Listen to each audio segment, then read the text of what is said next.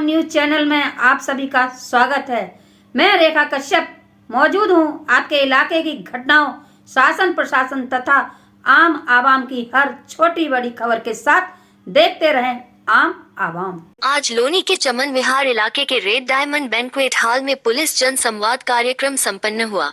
इस अवसर पर सहायक पुलिस आयुक्त ज्ञान प्रकाश राय, थाना प्रभारी अंकुर विहार और पार्षद पति जितेंद्र कुमार जीतू, इकबाल अंसारी व भोपाल सिंह, विजय मिश्रा, सुधाकर तिवारी, प्रशांत झा, विपिन कसाना, ईश्वर चंद्र झा, ललित, पप्पू पनवार, नरेश पोद्दार, ललिता तोमर, ब्रह्महेश तिवारी आदि समाज सेवी गणमान्य व्यक्तियों ने गरिमा में मौजूदगी दर्ज कराई। जहां क्षेत्रवासियों शिकायत और सुझाव रखें तो वहीं कानून व्यवस्था दुरुस्त करने, नशे के कारोबार पर रोक लगाने, विकट जाम की समस्या के समाधान को लेकर एसीपी ज्ञान प्रकाश रॉय ने कहा। रास्ते हैं, आप मैं देखता हूँ कि काफी ट्रैफिक का प्रेशर रहता है। यहाँ से बहुत सारे लोग नौकरी पेशा वाले जो कि यहाँ से दिल्ली जाते हैं, उसको जाएंगे, शाम वापस आते हैं, तो इन दो समय पर खासकर ट्रैफिक का दबाव बहुत ज्यादा रहता है। मेरे पास जो लोग मिलने आते हैं, उसमें भी आते हैं, चाहे खाने तक बैठा, तो ये जनरल फीडबैक है कि ये जो आपका ये चमन विहार कट है, यहाँ पे उसी को बोलते हैं जो एवं लोग जाते हैं, तो वहाँ पे ट्रैफिक का दबाव बहुत ज़्यादा रहता है। कई बार मेरे पास ये भी शिकायत है, मैं आपसे भी अवगत करा रहा हूँ, और कभी मैंने फोन किया था कि लोग ये शिकायत करते हैं पुलिसकर्मी मौजूद नहीं रहते हैं वहाँ पे।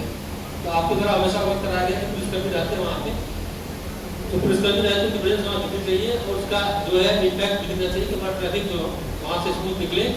समस्या तो होगी, निश्चित रूप से पतला पैसेज है, इतने लोग को जाना है तो समस्या तो रहेगी। तो हमारे बीच से एक भाई आए जिन्होंने बताया ऐसे ही कई मामले जो भी आते हैं जिनसे संपर्क करके ये कार्रवाई कराई जाए। चीता मोबाइल को जो कुछ घंटे कमर्शियल पहले भी रहती थी, अभी इनको और सतर्कता के साथ कमर्शियल रहने के लिए बताया गया घंटा।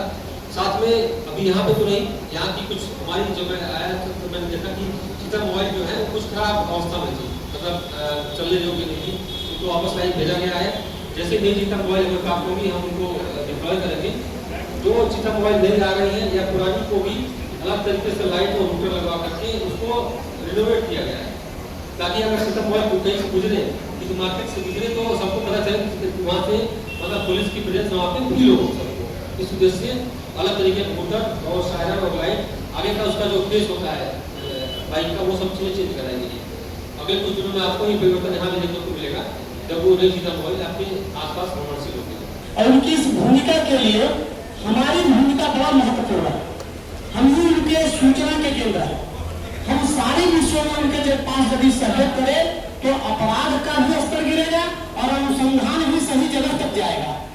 और इस प्रक्रिया में हमारी आपकी जो भूमिका है, इस पर बार बार मिलने जुलने की प्रक्रिया की आवश्यकता है।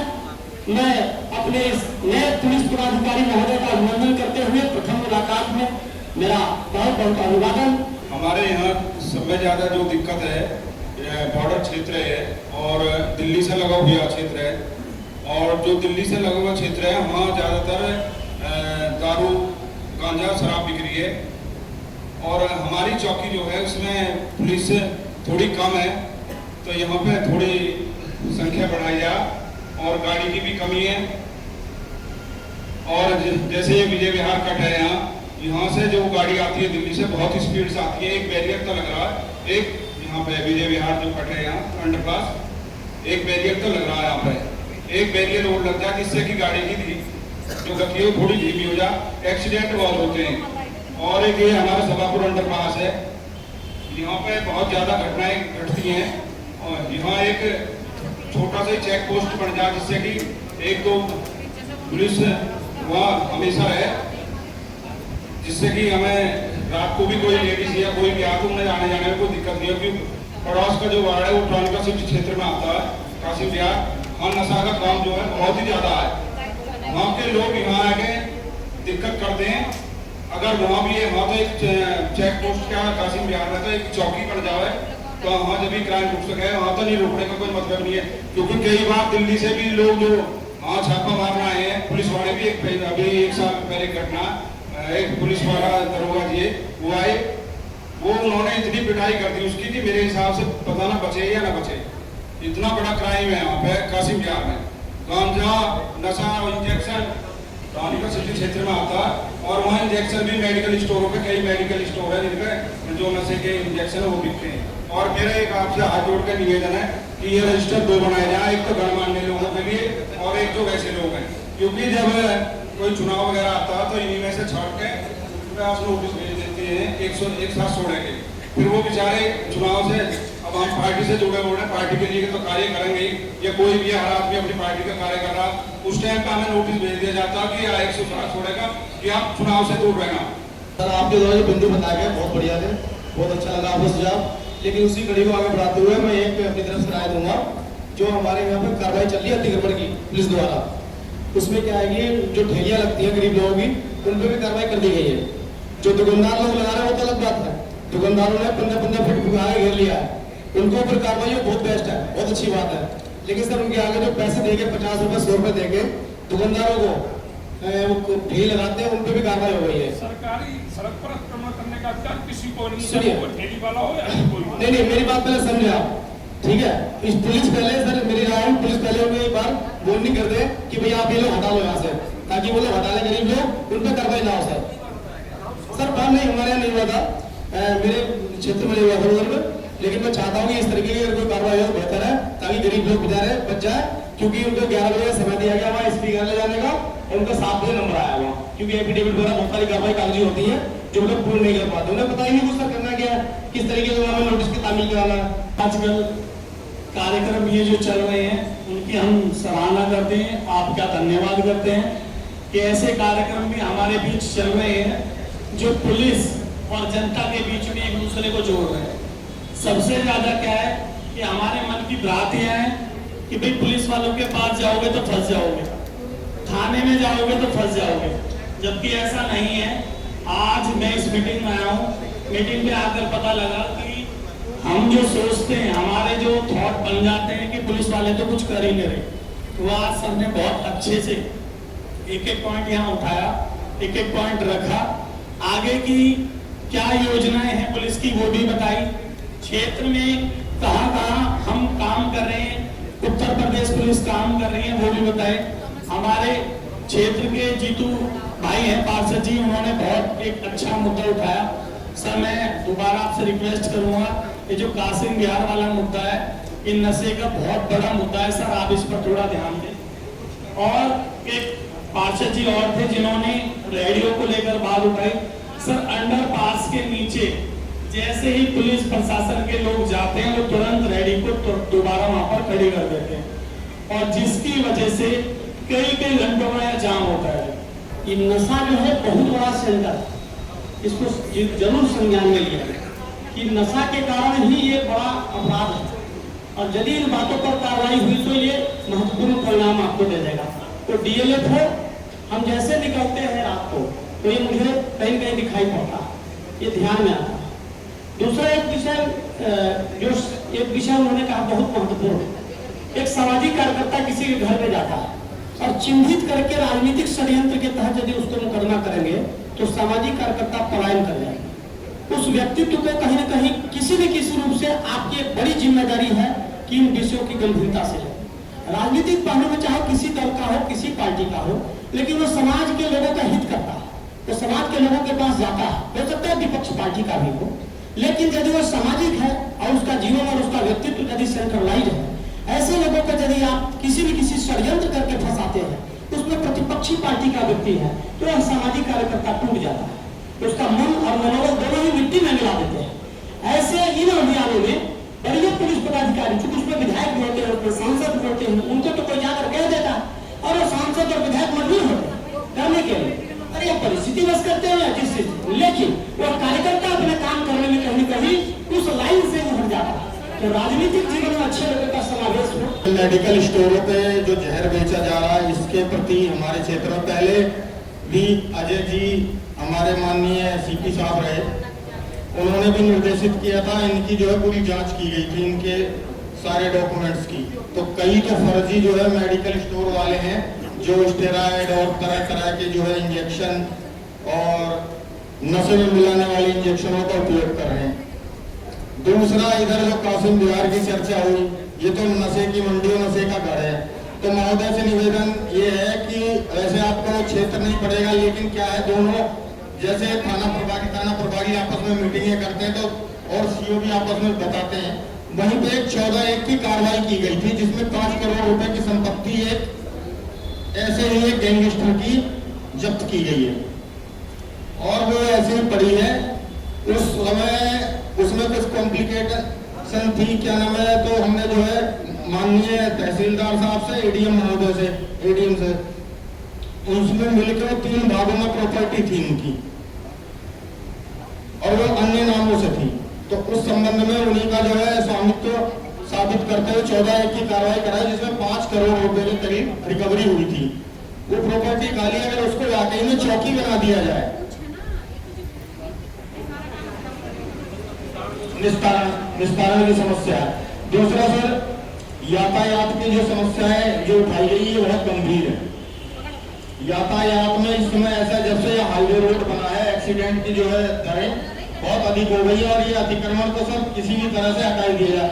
अतिक्रमण हटाने में आज हम मंच पे खड़े हो गए अतिक्रमण हटाने के लिए कह रहे हैं, लेकिन हमारे इसी संभ्रांत भाई जो है हम ही लोग जो है अभी बीच में कहेंगे सब हटाने की तो कही थी, लेकिन ये नहीं इसमें से बीच में ये वाला मेरा आदमी है उसे सब रहने देना, उसको छोड़ के उसे रहने देना, तो ये चीजें गलत है। अगर उसे हटाना एक तरफा हटा के क्लियर कर दिया जाए जो कि न्याय हित में हो, जनहित में हो।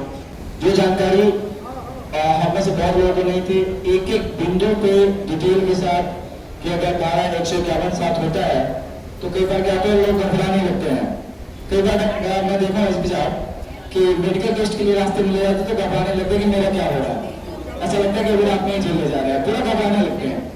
जबकि मेडिकल टेस्ट एक प्रोसेस है और बहुत सारी चीजें ऐसी है जो कि बहुत विस्तार में बताया और डीएलएफ अंदर बिहार का थाना भव्य भवन बन रहा है और आपके एसीपी साहब भी वहीं बैठेंगे, लेकिन एसीपी साहब एक निवेदन मेरी तरफ से भी था, ये पूरा का पूरा जो आपका हाईवे बना है सामने जो आप देख रहे हैं ये भी नवनिर्मित है, नया बना है और डीएलएफ अंदर बिहार का जो अंडरपास है उसमें छोले कुलचे वाले हो गए, अलग अलग दुकानदार है, वो अभी से लगाना शुरू कर दिए हैं और ये अभी ना शुरुआत वाली बीमारी है। अगर हम अभी इसको नहीं रोकथाम कर पाए तो कल करके हटाना बहुत ही मुश्किल होगा और कहीं ना कहीं जान की समस्या उसकी वजह से भी है, क्योंकि जब वो छोले भटूरे या कोई भी खाने पीने की चीज है या सब्जी की दुकान है लोग लेने के लिए बीच में ही बाइक लगा देते हैं, तो उन्हें ये ध्यान ही नहीं है कि कोई आ जा रहा है, कहीं पे भी बाइक लगा दिया, कार लगा दिया, लेने लगे और ये एक समस्या गंभीर है।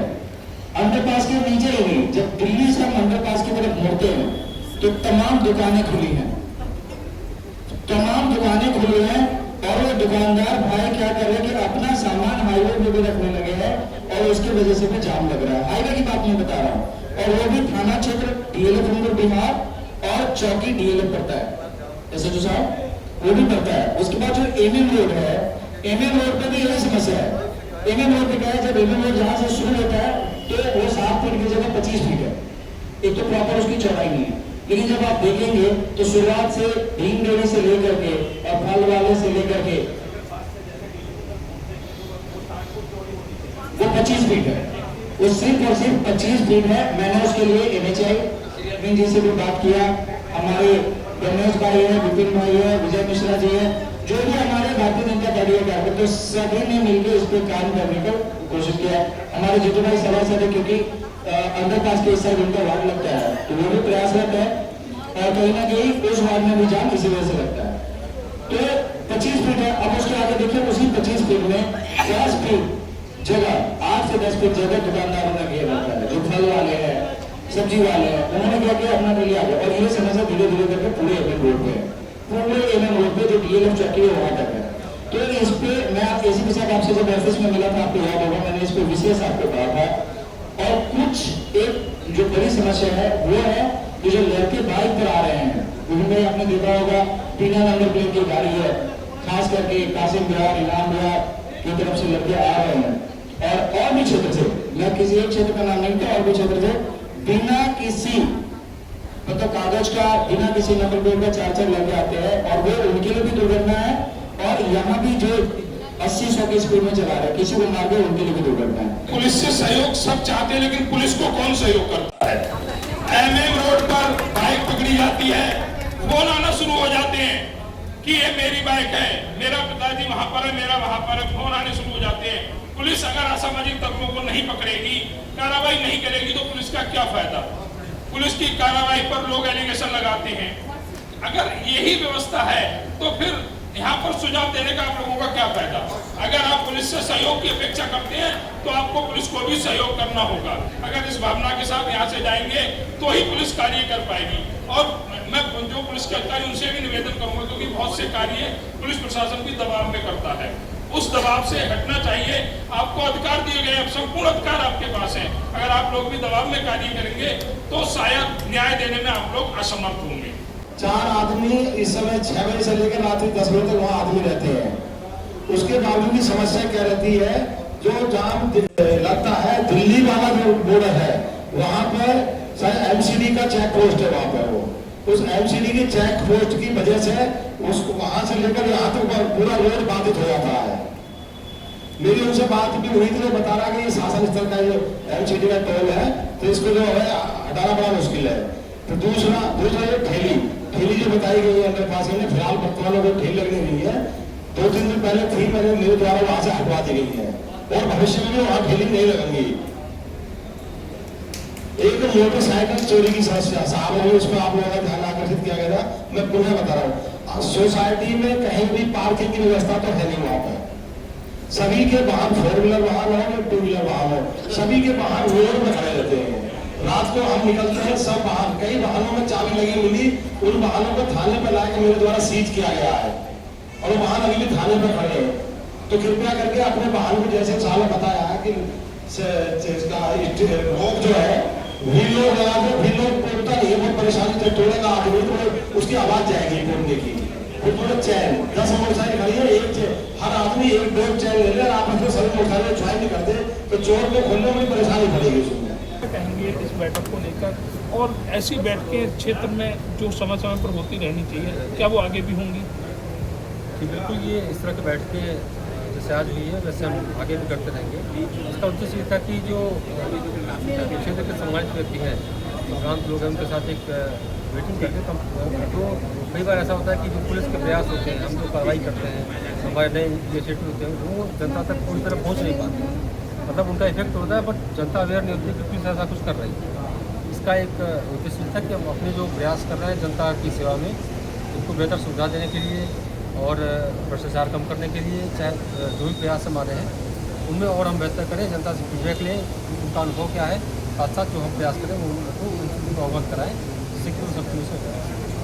एक सवाल और है, देखा गया कि लगातार पुलिस अपराध पर लगाम लगाने की भरपूर कोशिश करती है, फिर भी कुछ कारण ऐसे होते हैं कि कहीं ना कहीं अपराधी उन पैंतरों से बच जाते हैं, उस पर क्या विचार करेंगे?